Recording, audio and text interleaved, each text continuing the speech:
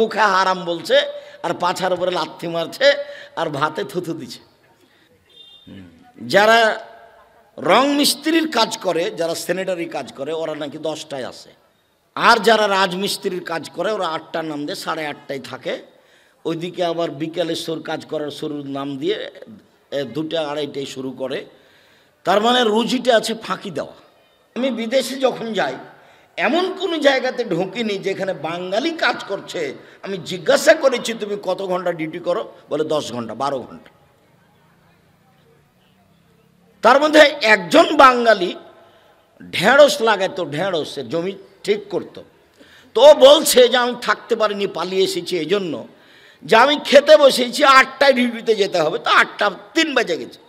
তো আসলো ম্যানেজার আরবি ভাষার, এসে আমার ভাতে থুথু দিল আর পাছার উপরে লাথি মারলো আর মুখে বলল যে হারাম। কি বুঝলাম আমি? মুখে হারাম বলছে আর পাছার উপরে লাথি মারছে আর ভাতে থুথু দিছে। ভাতে থুথু দিয়ে পাছার উপরে লাথি মেরে ওকে জানাচ্ছে যে 8:03 হয়ে গেছে, এখন তোর খাওয়া হারাম।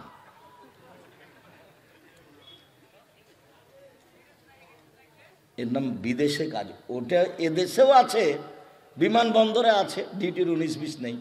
বিমানবন্দরে ঢুকলেই যারা টয়লেট পরিষ্কার করে তারা ডান্ডাটা হাতে করে দৌড়িয়ে চলে আসে আমার কাছে, যে সালাম দেয়। তা আমি বললাম যে ডান্ডাটা হাতে করে এলে কেন? তো বলছে যে হাতে না থাকলে বেতন কাটা যাবে, পরিষ্কার করা ডান্ডাটা। আর আমি রাজশাহী ডাঙ্গিপাড়া জামিয়া সালাফের একটা বাস্তব ঘটনা শোনাই। ওরা হলো মাটি কাটা লেবার, ওরা 4টা পর্যন্ত কাজ করবে। তো তখন 4টায় আজান হচ্ছিল, বড়দিন মনে হয়। তো ওই ডালি ওর মাথায় আছে, পাছা আছে, মাথাতে মাটি আছে। তা আজান হয়ে গেছে আর ওইখানে যা ফেলবে মাটিটা, ওইখানেই ফেলে দিয়েছে। জি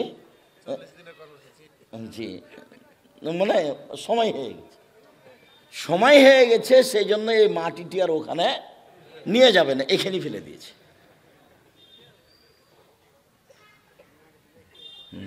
যারা রং মিস্ত্রির কাজ করে, যারা স্যানিটারি কাজ করে, ওরা নাকি 10টায় আসে। আর যারা রাজমিস্ত্রির কাজ করে ওরা 8টার নাম দিয়ে 8:30টায় থাকে।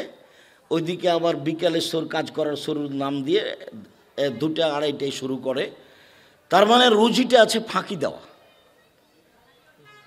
4টে জরুরি কাজ: 1 5 ওয়াক্ত সালাত, 2 হালাল রুজি, 3 কোরআন তেলাওয়াত, 4 জিন্দেগিতে বসবো না যেখানে 2 জন বসে আছে। জরুরি প্রয়োজন থাকলে আসসালামু আলাইকুম, আব্বা আমাকে পাঠিয়েছে আপনাকে এই কথাটা বলার জন্য। তো আব্বা এই বলেছেন, বা আপনার সাথে আমি একটা কথা বলার জন্য এসেছি, এই কথা শেষ, আসসালামু আলাইকুম, আমি গেলাম।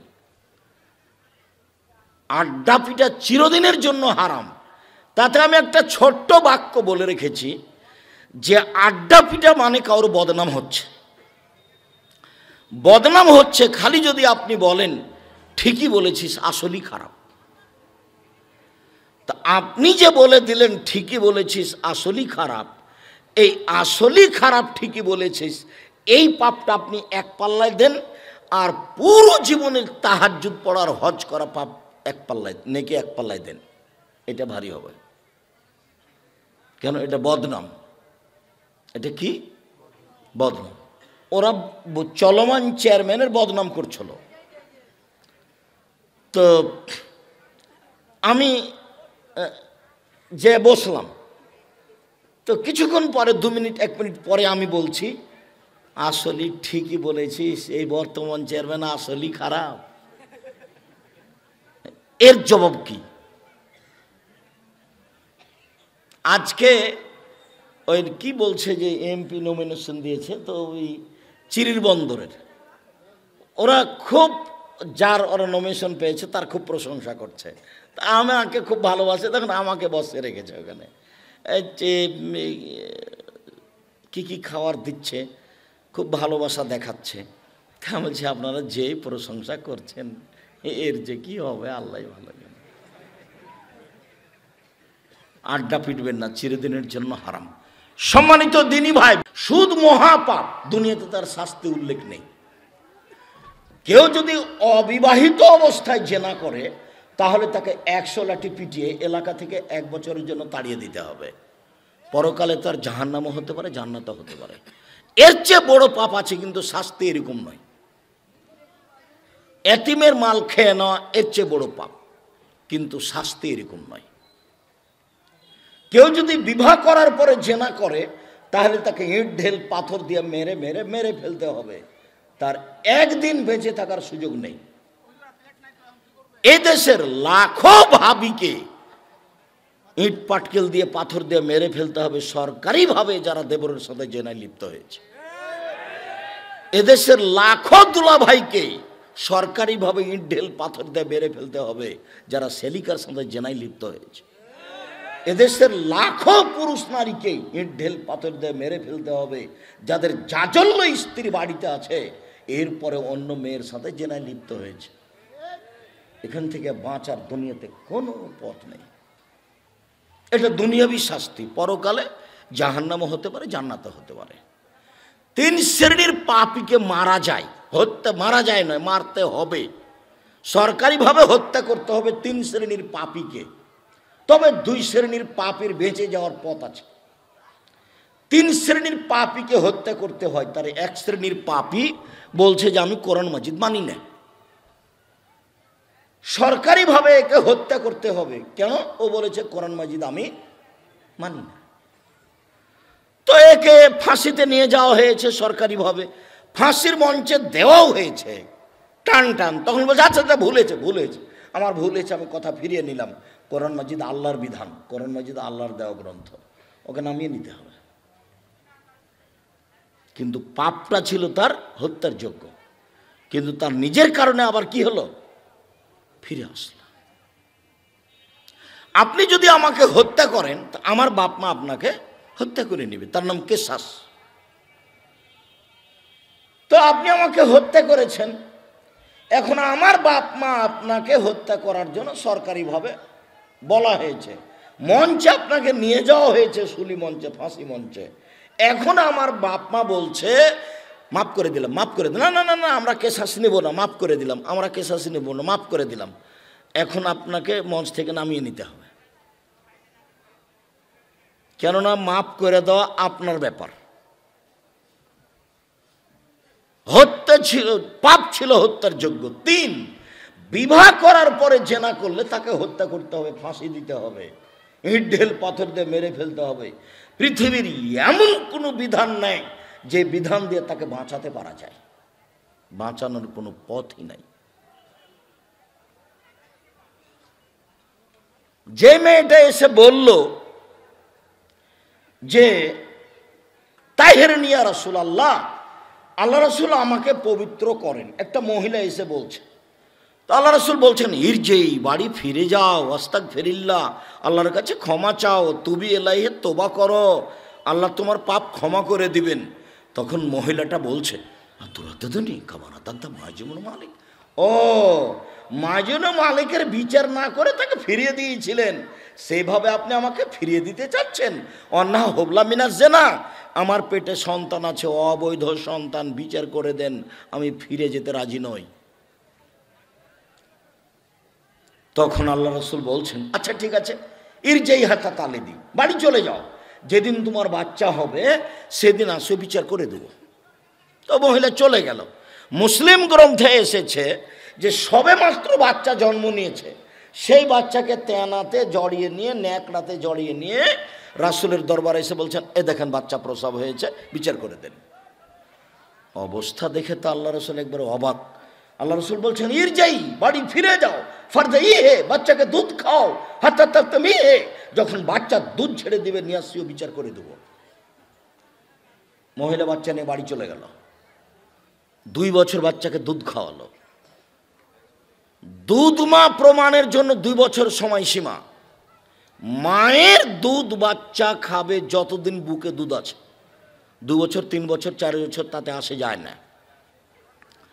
2 বছর পরে যখন বাচ্চা বিচারালয়ে নিয়ে এসেছে তখন বাচ্চার হাতে একটা রুটি আছে, 1 টুকরা, এই রুটি প্রমাণ করে বাচ্চা খাদ্য খেতে পারে।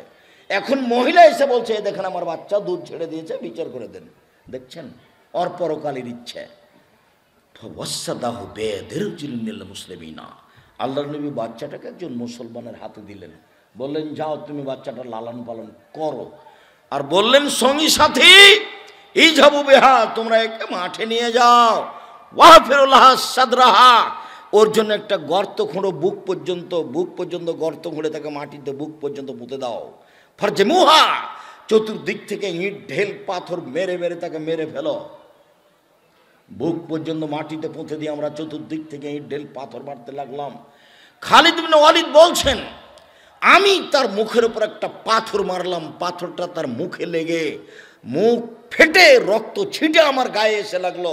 ফাসাব্বাহা, খালিদ তাকে গালি দিয়ে বসলেন। কি ভাষায় গালি দিলেন? গালি দিয়ে বসলেন ছি ছি ছি ছি, একজন জেনাকারিনী মহিলার গায়ের রক্ত আমার গায়ে লাগলো। আল্লাহ রসুল বাক্যটি শুনে বলছেন মালে না খালিদ, খালিদ থামো, তুমি একে গালি দিও না। লাগা তাওবাত তাওবাতাল্লাহ সাহেব সুমাকসাল্লাহ গোফেরালাহ। এ মহিলা আল্লাহর দরবারে এত ক্ষমা ভিক্ষে চেয়েছে, এত কান্নাটি করেছে, পাপী থেকে পাপী, বড় থেকে বড় পাপী যদি এইভাবে তওবা করে তাহলে তার পাপ ক্ষমা করা হবে। খালিদ একে গালি দিও না। হাদিস বুখারী মুসলিম। ওই যে কথা বলছে তোমরা যারা দায়িত্ব পালন করছো শুনতে পাও না? রংপুরের সাথে লাগা দিনাজপুর, কবে যেন রংপুরে প্রোগ্রাম করলাম, 2 রাত বা 3 রাত হচ্ছে, 80 জন পাহারাদার ঠিক করেছে, 80 জন, আর 30 জন হচ্ছে মহিলা পাহারাদার। মানুষ তো দূরের কথা, পিপিলিকা এদিক থেকে ওদিক যেতে পারবে না। হাই স্কুলের হেডমাস্টার জিম্মেদারি নিয়েছে, যত আনসার বাহিনী এলাকায় আছে সবকে ডেকে নিচ্ছে, সবাই পাহারা দিচ্ছে। 15-20 জন, 2 গাড়ি পুলিশ এসেছে। আমি এখানে কথা বলছি, ও নিজের মতো হইচই করে দৌড়িয়ে বেড়াচ্ছে, তাহলে এখানে কথা হবে? তো আপনারা যারা আমাদেরকে দাওয়াত দিলেন, এরকম আমরা কি মগের মুল্লুকের মানুষ, জঙ্গলের মানুষ নাকি? আমরা জঙ্গল থেকে উঠেছি, সেখানে হইচই করে চলে যাব?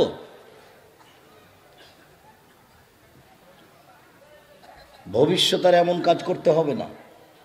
দাওয়াত আগে যেভাবে দিয়েছিলেন আরও 5 জনকে দাওয়াত দিবেন, আসবে বক্তব্য দিবে চলে যাবে। না চিনা থাকলে আবার চিনে নেন। আমি আব্দুর রাজ্জাক বিন ইউসুফ, আমাকে ডাকলে অনেক প্রস্তুতি লাগে, আমি একটা সাধারণ মানুষ। মুচি দিয়ে ডাকলে আসবো, যদি আসতে সময় লাগে মুচি দিয়ে ডাকলেও আসবো। মেথর মুচি দিয়ে পাঠিয়ে দিবেন, আব্দুর রাজ্জাক সাহেব আপনাকে ডেকেছে, আমি চলে আসবো, কিন্তু ব্যবস্থা থাকতে হবে। বড় মানুষ লাগে না। আমি হলাম কচুর পাতার পানি, চাঁপাইনবাবগঞ্জের ভাষাতে আমি কি কচুর পাতার পানি, যেটা একটু বাতাস হলে টলমল টলমল করে পড়লো, আমার নিচে কিছু নেই, আমি ভিত্তিহীন মানুষ। আল্লাহর বিশেষ সাহায্যে চলি। এই ছেলেরা, প্রতিষ্ঠানের ছেলে যারা আছো, বড় ছেলে আছে কিনা এখান থেকে পাহারা দাও তো, শেষ পর্যন্ত দেখো তো, যে পিছন দেখতে হাঁটো, যারা ছুটাছুটি করছে, দৌড়াদৌড়ি করছে, গল্প করছে, এদেরকে ঠেকাতে পারো কিনা।